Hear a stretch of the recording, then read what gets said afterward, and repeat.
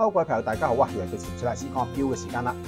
咁上集講咗兩隻呢個話題咧，咁就時間嘅關係咧，咁啊仲有隻 EDOS 上面同大家講嘅，咁就係而家鏡頭前面呢隻 EDOS 啦。咁啊未開始睇呢隻錶之前咧，咁都麻煩提大家咁嘅 like 同埋 share 俾我，同 subscribe channel 撳個鐘仔，咁下次有新片嘅時候咧，就第一時間通知大家噶啦。好啦，我哋睇下呢隻錶係咩樣啊先，嚟到去片。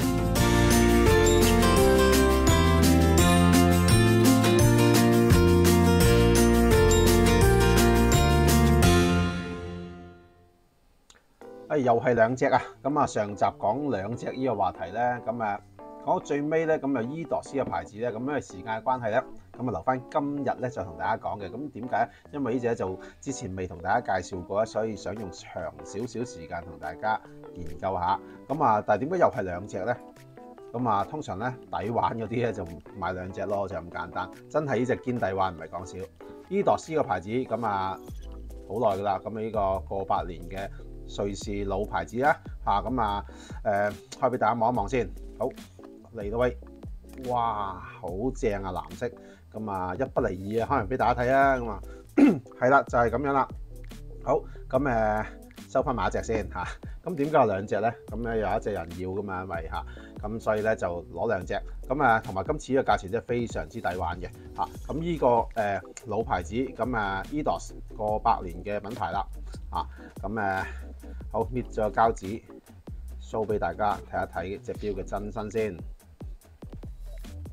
哇，藍色好靚仔，黃針。咁其實第一眼望呢隻錶咧，咁嘅感覺咧係以為係7750啊，或者 SW500啊。咁初初都以為係。咁我再深究之後咧，就發覺咦，原來咧呢隻錶係50石嘅嚇。睇翻咁點解50石咁勁嘅咁啊？咁原來咧佢呢隻咧係用咗SW200再 on top 加個計時嘅 module 上去嘅。咁所以咧其實咧佢唔係7750，亦都唔係 SW500嚟嘅。咁係 SW200再改嘅啫嚇。咁咧反而咧嗰個做工嗰方面咧，咁反而其實仲複雜咗啊，用50石。就係咁樣啦。咁係啦，咁俾少少時間大家上下左右望一望啊。咁呢隻錶咧，咁就43mm 直徑咁就個 size 係 OK 嘅。咁唔會話好大，亦都唔會話好細咁仲有第一個感覺咧，好得意嘅就係右手邊啦，嗰排掣咧，咁咧有啲字嘅。我初咧未見真身之前咧，咁睇相咧，咁就都覺得咦，喂，有啲字喺度咁古怪嘅。初仲覺得好似係唔係好接受嘅，初會。但係睇下咦，唔係喎，佢又唔係話非常明顯佢係少少即係暗暗地少少隱藏式啦。嗰個字就係嗰個馬錶咁樣，即係 start stop reset， 咁即係好似真係嗰個計時馬錶咁樣咧，即係去計時嗰個攞嚟比賽嚇，同人哋計時幾多秒嗰個咁樣個做法，咁就打埋個字落去咁樣。咁好少錶即係好少呢啲計時錶會打埋字落嘅，即係通常都知㗎啦。咁樣但係好得意咯，佢加埋去咯，咁啊 start stop 然後 reset， 咁有少少即係似嗰啲喺運動場度運動會計時計跑步100米開始咁啊停咁嗰啲咁樣嘅感覺啦，望到呢個錶嘅感覺咁啊幾得意嘅。咁睇真啲，佢又唔係話好礙眼啦，咁啊都幾有趣嘅。咁啊成日錶佢係不鏽鋼啦，咁就藍色，咁藍色圈，咁呢啲掣都有啲藍色，咁啊溝咗浸應該係啲 PVD 嚟嘅，應該係啦。咁就因為呢隻錶就唔係話潛水錶，咁就100米防水嘅啫。咁佢亦都冇做鎖把的，咁啊推拉把的嘅推拉把的。咁啊錶盤入面咧都幾豐富㗎，嗰個即係嗰個設計嘅方面。咁大家見到第一眼望落去咧，通常會有感覺就係話依下面嗰5點嘢。咁嗰5點嘢係咩嚟嘅？以為5個日曆啊，咁好似即係初都以為係點解5個日曆咁得意？咁唔係日曆嚟嘅。一來日曆窗冇咁細啦，二來佢依個係純粹係個款式，咁就係個刻度，即係 index 嘅啫。咁4、5、6、7、8啫嘛。咁啊唔知點解佢個設計得咁另類啦，因為通常呢啲都係好平均，佢就係將呢4、5、6、7、8咁啊整喺下面嘅，咁啊係特別少少咯。你有咩意思就我暫時睇唔到有咩意思，咁就只不過係純粹個款嚇。咁而下面中間6點位好清楚寫咗瑞士做啊 Swiss made 啦，咁就係100米。呢度寫330尺咁樣嗰個防水嗰個深度寫咗喺度，係啦。咁就左右兩個細盤啦，咁就3點位個秒盤，9點位呢個就係嗰個30分鐘盤啦，咁就行1分鐘去跳一格啦。咁啊而家試下啦，好咁樣撳嚇。咁至於黃針咧，咁都好搶眼嘅都。喺隻錶咧擺得耐啊，咁啊我驚唔夠鏈啊，我揈下佢先嚇，咁咪都上一陣嘅。因為通常呢啲計時錶咧，如果唔夠鏈嘅時候咧，你係要佢行呢一個計時針咧，咁就可能咧會有機會行喐。咁而家就所以上一上去揈下去，咁而家正常走動啦嚇。咁再睇埋先，啱支針遮咗。咁啊6點位咁有個日曆嘅喎嚇，咁啊日曆喺6點位嗰度，咁亦都日曆下面有翻 Eidos 個牌子同佢個名喺度啦。咁啊幾得意啊，幾唔錯啊！因為測速圈喺邊咧？個測速圈咧就喺個框框嗰度嘅，最框嗰度。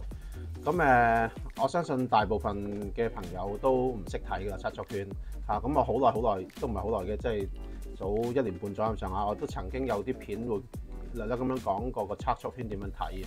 咁唔知大家有冇朋友識睇咧嚇？咁或者如果有嘅話，或者唔識睇嘅話，都歡迎大家喺下面留言嘅。因為我諗緊咧，可唔可以揾日咧有揾啲計時錶出嚟咧，同大家講一講個測速圈究竟點樣睇，點樣用呢個圈而睇到，即係咁樣計時睇到嗰件物件嚇，不論跑步又好，不論講緊嘅車速度又好，點樣用呢個嚟睇到嗰件物件移動嘅速度咧？咁其實都係一個幾有趣嘅話題嚟嘅嚇。咁睇下大家有冇興趣啊？如果大家覺得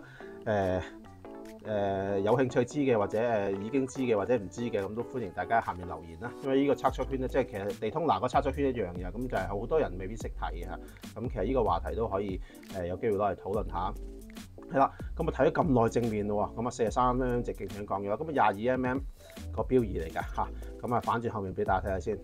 咁啊後面咧就普通啲啦，嗱巴的有 logo 啊，咁就唔係話好特別，係普普通通嘅一個標底，就冇乜驚喜。咁啊一個好靚嘅令面，咁有翻呢個 Eidos 個 logo， 有埋呢個型號啦 Conor Rally， 咁就圍住邊咁樣有一啲基本嘅資料喺度啦，咩 Sapphire Crystal 啊、瑞士組啊等等嗰啲咩防水嗰啲咁樣寫喺度啦。係啦，咁再補充翻少少，先講個機芯嗰個問題咧。咁呢個 SW200 機芯 on top 再加個 module， 咁咧佢係都係呢個高頻機芯啦，28800頻擺，咁就38小時儲能啦，咁就亦都係有呢個防撞嘅嚇，唔係防撞，嗰個叫咩係咪有 short resistant 係啦，都防撞咯，即係會有咁樣嘅設計喺度嘅嚇。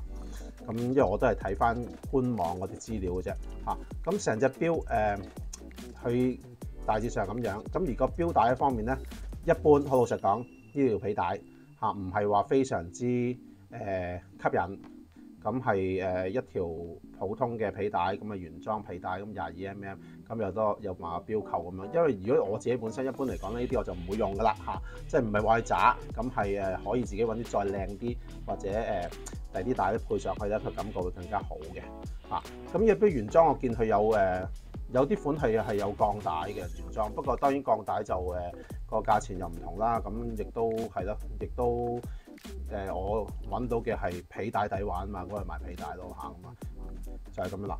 咁大致上咁樣都幾唔錯嘅錶，真係抵玩啦，真係呢隻啊。講緊話計時機械錶啊。好，咁啊 reset 俾大家望一望先，都行咗咁耐啦，行咗幾分鐘咯喎，咁啊打 reset， 大家睇下啦，而家 reset， 嘿，哇好正，全部指晒上去啦。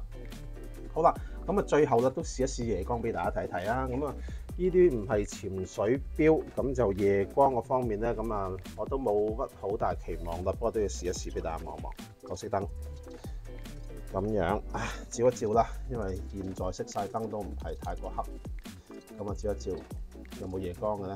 可能冇夜光添啊，真係。咦，真係冇乜夜光喎！真係喎，原來呢隻錶係冇夜光喎，真係冇驚喜。原來呢隻錶係不設夜光嘅，真係唔試我都唔知真係，照極都冇嚇。好，咁唔緊要啦，因為佢都唔係一隻潛水錶嚇，所以就冇夜光都可以原諒佢嘅嚇。